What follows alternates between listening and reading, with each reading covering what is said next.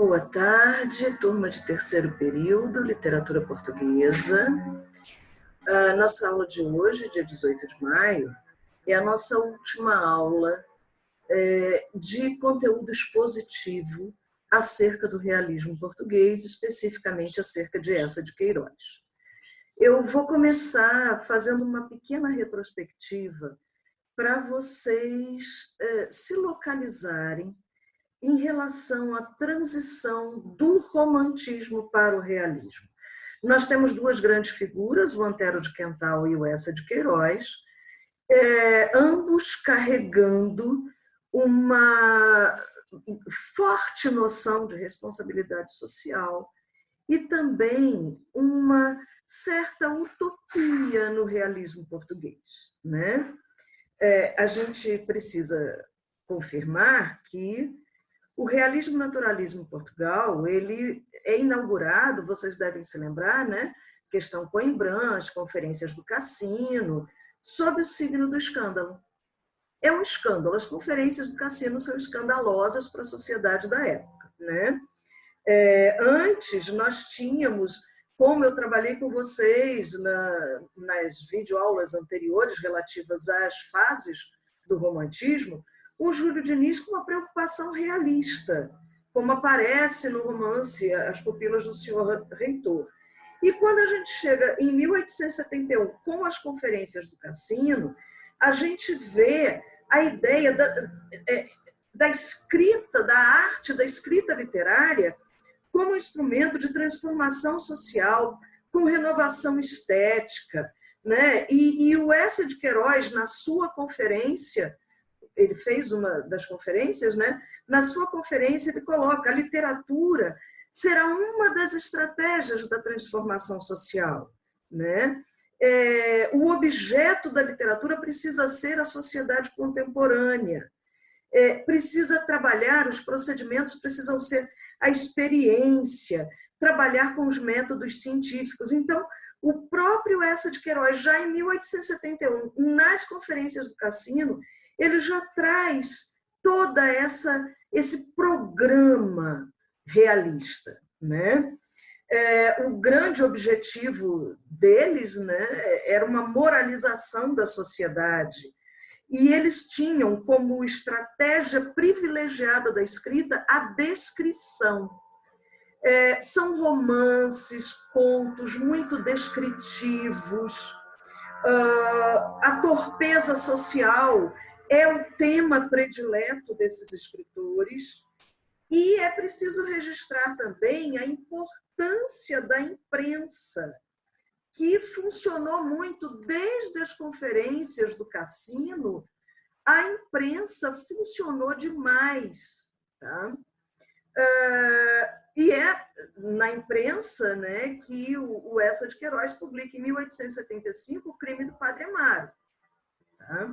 E ele vai colocar nesse romance, vai colocar em prática todas as suas teorias.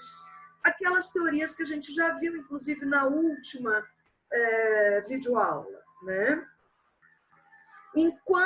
Nessa mesma época, a gente vê Camilo Castelo Branco criticando demais os realistas, embora Camilo tivesse aquele olhar crítico sobre a sociedade, né? E o Eça de Queiroz, o Alexandre da Conceição respondem, polemizam com Camilo Castelo Branco. E, pasmem, Machado de Assis, aqui no Brasil, participa criticando Eça de Queiroz, e Machado de Assis era realista. Mas ele critica por quê? Porque o realismo de Machado de Assis é muito psicológico. O realismo de Eça de Queiroz é um realismo mais contundente, mais de luta, é um realismo mais de ataque.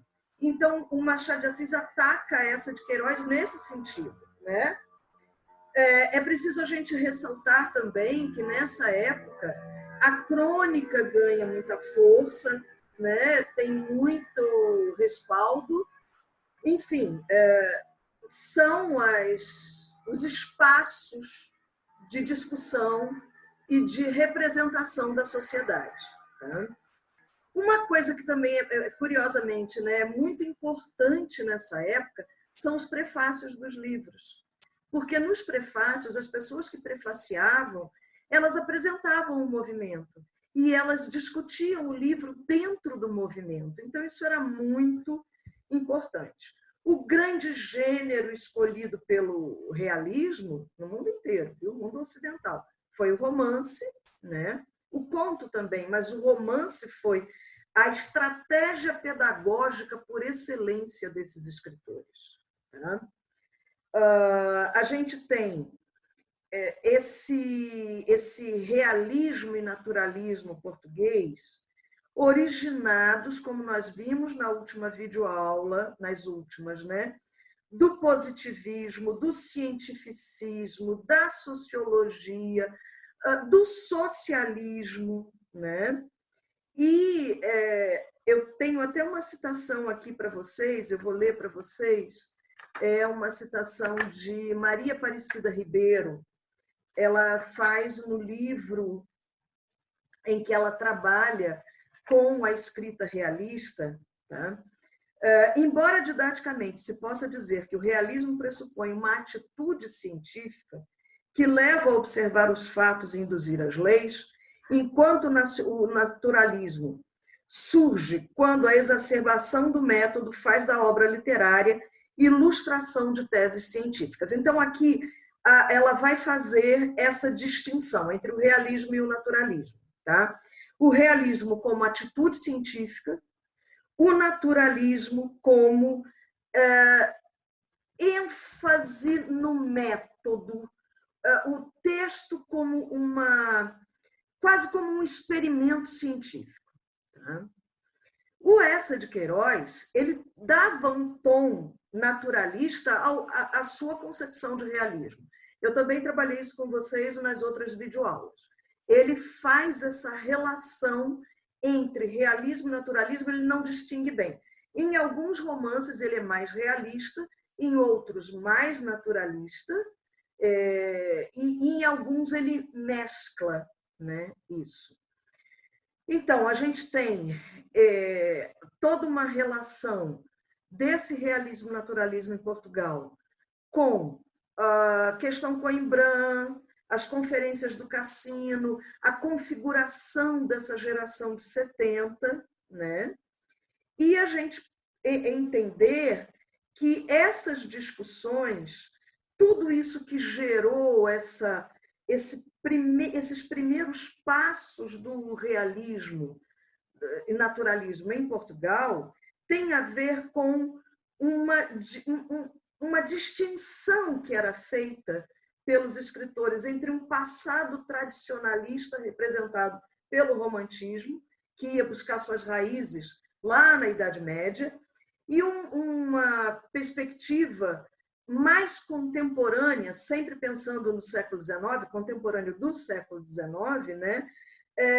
Que fazia com que eles vissem a literatura como uma forma de mostrar à sociedade o que estava errado e moralizar essa sociedade, transformar essa sociedade denunciando erros e vícios. E essas denúncias, no caso de Eça de Queiroz, elas passavam pela questão religiosa, nós já vimos o crime do Padre Amaro, nós falamos muito sobre ele na última videoaula, o crime do Padre Amaro, trazendo bem a questão de ir contra as normas da igreja, os maias trazendo a questão do incesto, né?